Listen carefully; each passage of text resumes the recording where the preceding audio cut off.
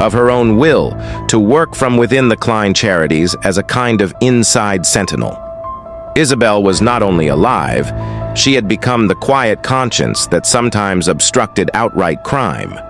And the twist, the affidavit wasn't only a confession of survival. Isabel had left a clause. She had arranged for Elena's disappearance years ago. The protection Elena thought was theft had been a staging to keep Elena alive while Isabel negotiated with the Kleins. Isabel's sacrifice had been the original instrument. The girl whose name Elena had kept as grief had actually co-authored Elena's absence to save both sisters from something worse. Victor Klein's plan to consolidate Del Mar's land and erase all who resisted. The room's air changed like a glass breaking. Elena felt the floor shift. Her entire arc of anger was now a palimpsest, written over with Isabel's decisions and choices. She had been operating on half a truth. Raphael looked at the cameras and then at Elena. He said, voice cracking, "I tried to expose them, but I wanted to protect you too." Elena realized then that the true power hadn't been Daniel or Mara or even Victor. It had been how they used names, how they hid, switched and bartered lives. She had come to burn them and found her sister alive and a complicating ally. She had fallen for the man whose childhood had been reshaped by the very players she sought to destroy. For a beat, she felt crushed and absurdly triumphant. Her revenge had worked. Daniel's wrongs were exposed and the Klein structures toppled. But the revelation that Isabel was alive and that Raphael's identity was woven into the same tapestry changed everything. The revenge she'd craved became an upright, trembling choice between ruin and repair. In the hush, Elena stepped forward and took the microphone again. She could end this with a final satisfying slash, stone the guilty, and walk away. Or she could do something less dramatic but more dangerous, choose justice that rebuilt rather than merely destroyed. She chose to read Isabel's affidavit aloud, to present evidence and then, unexpectedly, offer a pact. Amnesty for those who confessed and cooperation for rebuilding the orchards with community oversight. It was a risky, generous move that stunned the room. She had weaponized mercy. As the cameras rolled and the town chewed on the news story of missing sisters, hidden bargains, and a journalist whose childhood connected him to the players, Elena felt something settle. Revenge had given her a stage.